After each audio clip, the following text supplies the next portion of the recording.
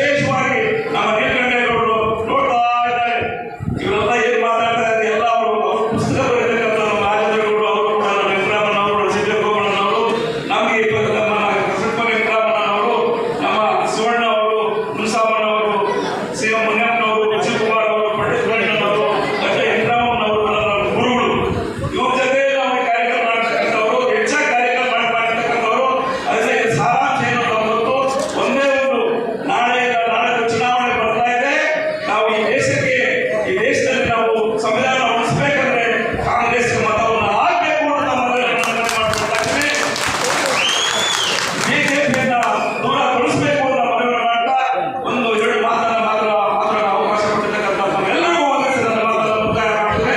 ವಿಶೇಷವಾಗಿ ಪತ್ರಿಕಾ ಮಾಧ್ಯಮದವರು ಬಿಟ್ಟದವರನ್ನ ಮನಸ್ಸಿ ನನ್ನ ಮಾತನ್ನು ಮುಕ್ತಾಯ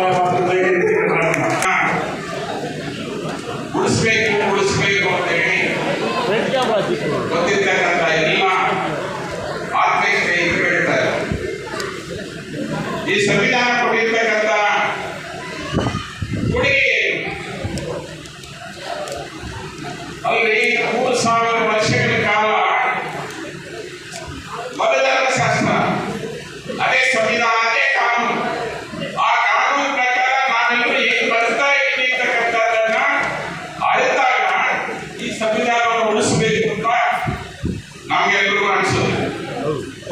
ಆ ಅನುಭವ ಹಿಂದೆ ಇರುವಾಗ ಏನ್ ಸಂವಿಧಾನ ಅಂತೇಳಿ ಬಾಯಿ ಇದಾಗ್ತೊಳ್ಳು.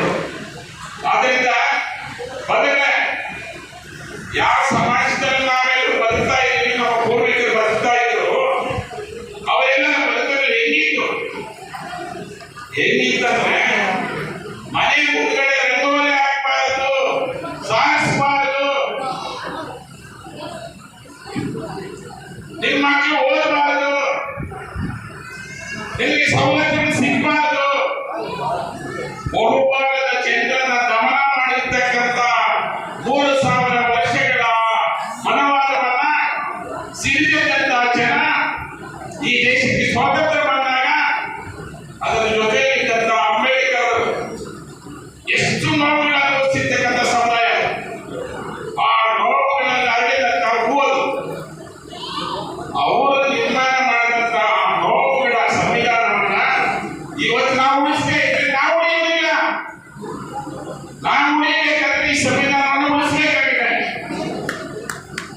ಸಂವಿಧಾನವನ್ನು ಉಳಿಸಬೇಕು ಅಂತಂದ್ರೆ ಹೇಗೆ?